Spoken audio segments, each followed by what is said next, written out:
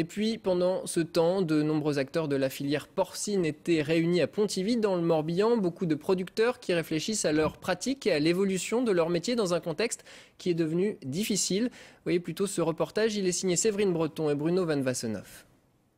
Hier, au marché de Plérin, le kilo de porc a été coté 1,37 € et la crise débutée en 2007 n'en finit toujours pas.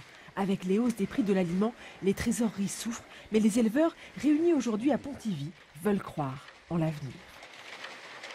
L'Ouest est par nature la région d'élevage en France.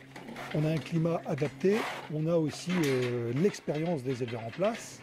On a les mêmes atouts que dans le nord de l'Europe, à condition que les pouvoirs publics, en France en particulier, nous lâchent la grappe. En quelque sorte, c'est un peu ça, nous lâchent la grappe et nous fassent confiance. Véronique Kerlidou a travaillé sur les chiffres des exploitations les plus performantes. Suivant la taille de la ferme, ses terres, ses bâtiments, les résultats économiques varient énormément, mais tous les élevages ont leur chance. C'est vrai qu'aujourd'hui, en production porcine, il n'y a pas un modèle unique. Quelque part, je pense que pour les éleveurs, c'est rassurant. Je sais que chacun peut avoir des atouts dans son élevage. Voilà. Il n'y a pas un modèle unique, je pense. Malgré tout, la technique reste essentielle aujourd'hui dans les résultats, dans la performance.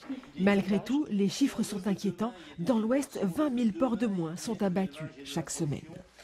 Encore trop de politiques ne font pas la corrélation entre l'activité de produire dans les exploitations et les conséquences dans les industries agroalimentaires. Ils parlent souvent d'un manque de filière, de transparence de filière, mais je pense qu'ils n'ont pas du tout fait la corrélation que pour avoir des outils industriels qui tournent, il faut qu'il y ait des paysans et des paysannes qui mettent en œuvre leur métier au quotidien. Pour 5 départs en retraite, on ne compte plus qu'une installation. Et tous le savent, moins la filière comptera d'effectifs, plus elle sera fragile. Alors ils espèrent un mieux, vite.